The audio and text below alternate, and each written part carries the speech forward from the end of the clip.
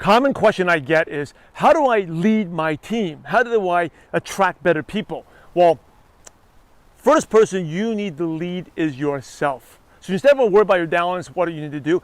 Worry about your consistency, right? So no matter what you say, this is just, if you have kids, it's the same way. Like, they don't listen to what you say, they listen to what they see you do.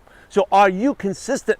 The first person you got to lead, if you don't have any downlines, you got to lead. Even if you do have downlines, you got to lead yourself. And what I mean by that, you got to be disciplined. You got to learn to be consistent, because those are the type of actions and behaviors that create a successful business, right? Here's a good question to ask. If everyone on your team was watching what you're doing today, will they be inspired? What would happen to your business?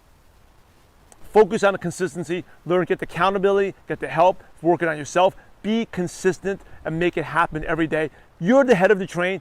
Set the example, lead yourself.